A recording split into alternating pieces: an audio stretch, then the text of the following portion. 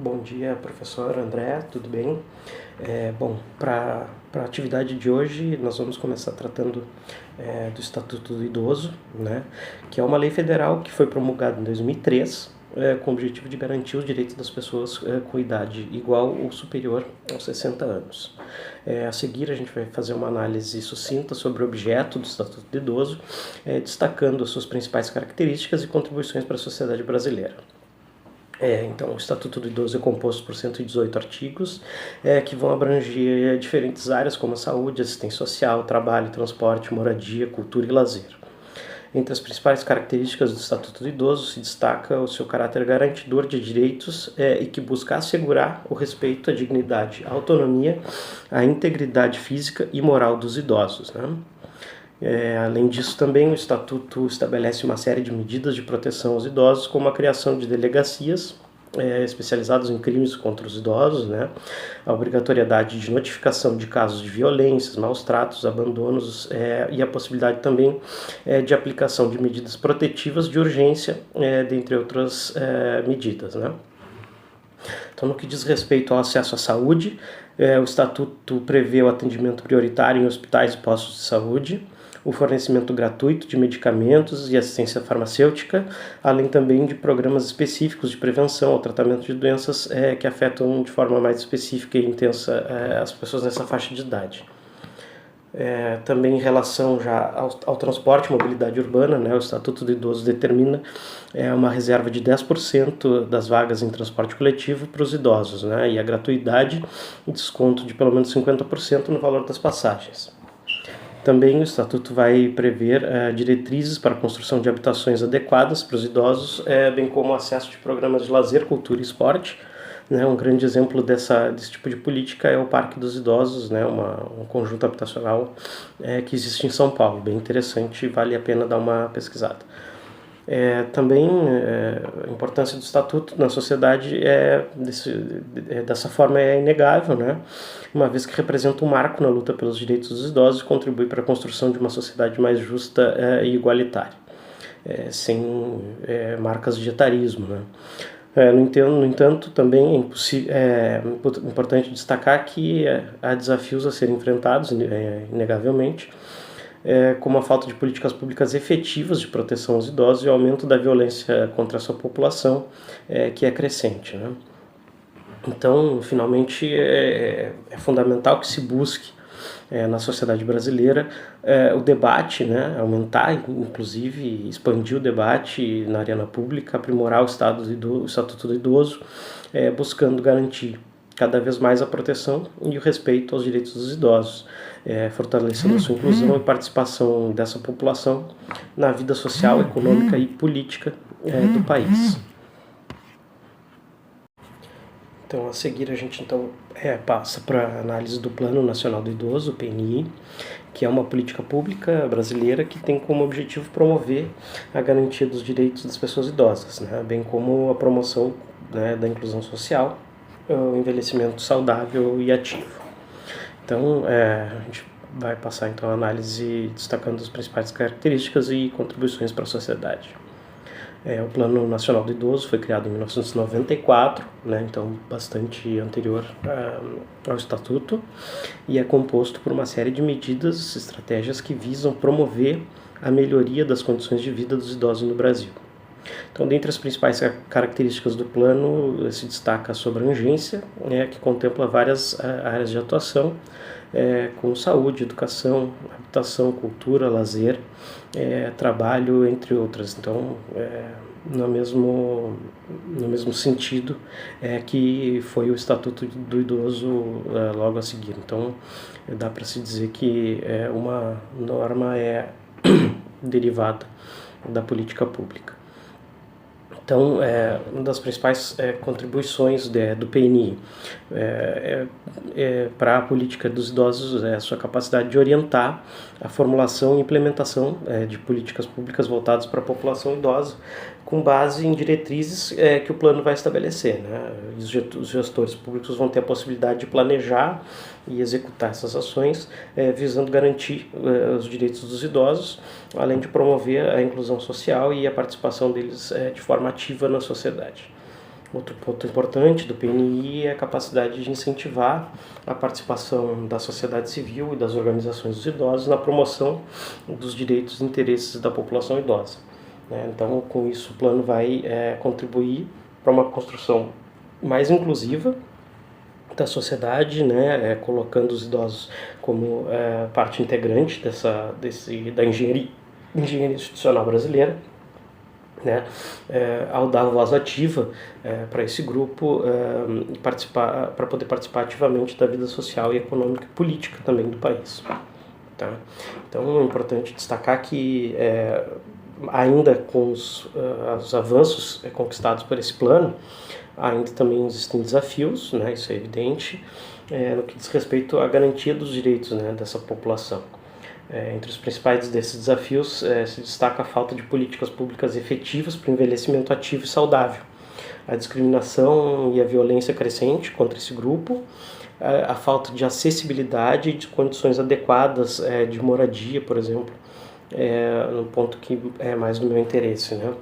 Então é fundamental que o Brasil continue a debater e aprimorar o plano, ele não pode ser apenas um documento estanque, mas que também se busque garantir cada vez mais proteção e o respeito aos direitos dos idosos já estabelecidos e fortalecidos pelo Estatuto, depois. Também alargar a inclusão e participação dessa população na vida social e econômica, e que haja, de fato, uma correspondência daquilo que é debatido e construído no âmbito do plano e que isso se reverta em norma e em política pública prática de forma efetiva. Por fim, a gente passa para a análise do livro Política Nacional do Idoso, Velhas e Novas Questões, já começando no capítulo 1º, que é a história por trás da lei, no qual se apresenta uma trajetória histórica das articulações de movimentos sociais, científicos, bem como as lideranças políticas envolvidas no processo de criação da Política Nacional do Idoso, PNI. Então, o capítulo vai abordar as primeiras iniciativas de políticas voltadas para os idosos no Brasil, já a partir da década de 1970, com destaque para a criação do Programa de Atendimento ao Idoso, PAI, no estado de São Paulo. Além disso, também vai apresentar a mobilização de movimentos sociais científicos, como a Sociedade Brasileira de Geriatria e Gerontologia, a SBGG, que contribuíram para a construção da PNI. Então, também vão ser abordados os principais marcos legislativos e as lideranças políticas que se empenharam na criação da PNI, como, por exemplo, no caso das lideranças políticas, o deputado federal Sebastião Bornhausen e a senadora Benedita da Silva. O capítulo também vai destacar a importância da PNI na garantia dos direitos dos idosos, como acesso à saúde, assistência social, moradia e transporte, além de medidas de combate à violência e a promoção da participação social desse grupo etário. Então, por fim, o capítulo vai fazer uma análise crítica da implementação da PNI e vai apresentar os desafios existentes para garantir a sua efetividade, como a necessidade de mais investimentos, aprimoramento da gestão e fortalecimento da participação social. O capítulo 2º, que também é objeto da nossa disciplina, que é o Brasil envelhece antes e pós-PNI, vai analisar a situação do envelhecimento do Brasil antes e após a implementação da PNI em 1994. Então ele vai apresentar dados que demonstram o rápido envelhecimento da população brasileira nas últimas décadas, bem como a mudança na composição da população idosa no país, demonstrando também a forte tendência à inversão da pirâmide etária que a gente vem sentindo. O autor destaca também que a implementação da PNI trouxe melhorias significativas na vida dos idosos no Brasil em comparação ao status quo ante, incluindo a ampliação dos direitos sociais, políticos e econômicos para essa população. No entanto, o capítulo também vai apresentar os desafios enfrentados pelos idosos brasileiros atualmente, como a falta de acesso a serviços de saúde de qualidade. Então, a PNI não foi capaz de enfrentar de forma integral todos os problemas apresentados. O autor também vai discutir que as desigualdades sociais que afetam a população idosa, especialmente em relação à raça, renda e gênero, permanecem. Vai argumentar que essas desigualdades devem ser abordadas para garantir uma velhice digna e justa para os brasileiros. Já o capítulo 17, que é em que medida a Política Nacional do Idoso tem sido efetiva, vai abordar a eficácia da implementação da Política Nacional do Idoso no Brasil. Então, o autor vai destacar que a política tem sido importante para garantir direitos e proteção social para a população idosa, mas também vai demonstrar que existem desafios significativos na sua implementação e execução. O capítulo vai apresentar uma revisão histórica das políticas para os idosos, até a criação do PNI na década de 90. Vai também analisar os principais instrumentos dessa política, né, que são os instrumentos normativos e políticos, né, que é o Estatuto do Idoso e os Conselhos de Direitos e as redes de atendimento ao idoso. Também vai apontar que existem desafios na implementação das políticas, né, como a falta de recursos financeiros, a falta de capacitação dos profissionais envolvidos no atendimento a essas pessoas e a necessidade de ampliação da rede de serviços e equipamentos públicos. Também vai destacar a importância da participação da sociedade civil na fiscalização e no acompanhamento da política.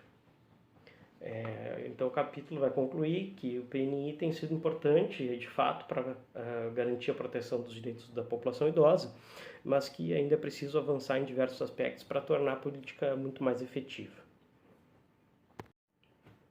Bem, passando então para o capítulo 20, que é denominado Instituições de Longa Permanência para Idosos no Brasil, do que se está falando, que vai apresentar uma análise crítica sobre as instituições de longa permanência, as ILPIs, no âmbito do Brasil.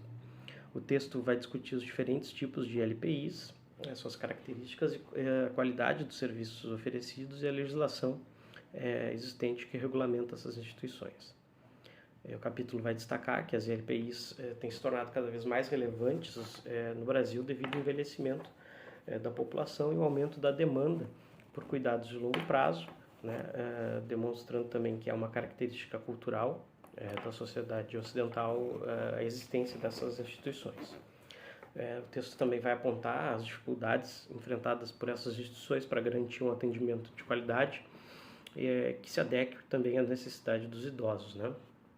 Essas necessidades que podem ser de prestação de benefícios sociais, características de incapacidade para as atividades da vida diária e existência de doenças pré-existentes também.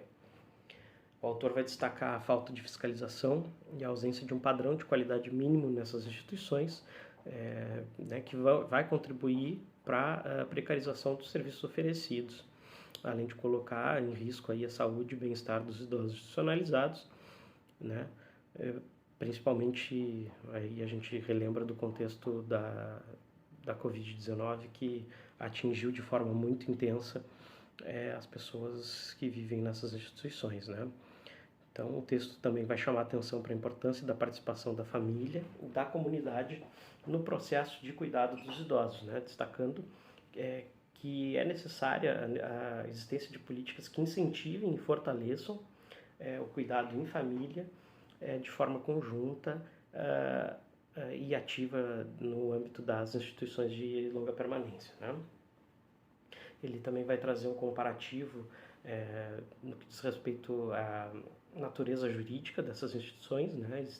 Que existem aquelas que são públicas, filantrópicas e particulares, e a disparidade entre a qualidade dos serviços prestados nas diferentes modalidades de instituições e diferentes tipos de grupos que são grupos sociais e de gênero que são atendidos por essas diferentes instituições. Então, por fim, o capítulo vai apresentar algumas propostas para a melhoria das condições de atendimento nas ILPIs, tais como a regulamentação da atividade, né, a padronização dos serviços oferecidos, o incentivo à capacitação, mais uma vez, dos profissionais que atuam nessas instituições e a criação de políticas públicas que valorizem o cuidado da família e a qualidade da prestação desses serviços. E por último, né, o capítulo 21, que é denominado os dilemas da democracia nos conselhos dos idosos, né, que vai abordar as dificuldades enfrentadas pelos conselhos de idosos na construção de espaços democráticos e participativos na tomada de decisão sobre assuntos que sejam do seu interesse, né? Então o texto começa por uma análise da relação entre a democracia e a participação dos idosos na formulação e implementação de políticas públicas voltadas para o envelhecimento. Então também vai destacar que, embora a criação de conselhos de idosos tenha sido uma importante conquista para a participação dos idosos na política, ainda existem diversos desafios para tornar esses espaços verdadeiramente democráticos, né?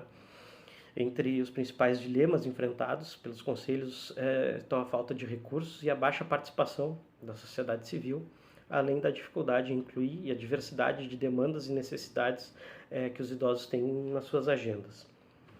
Vai apresentar também que a democracia nos conselhos de idosos não pode ser reduzida a um simples processo eleitoral, mas também deve ser compreendida como um processo de diálogo e negociação constante entre os diferentes atores envolvidos.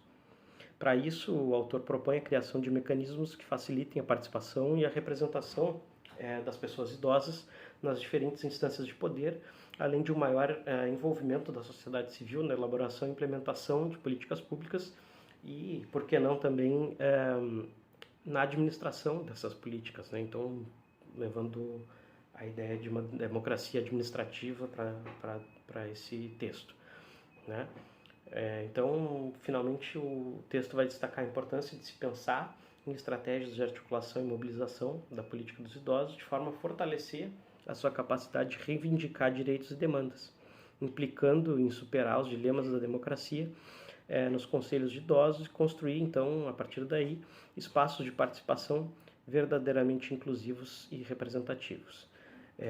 Então essa foi a minha análise do texto, né, de forma bastante resumida, e espero poder discutir com todos os colegas na aula. Um abraço.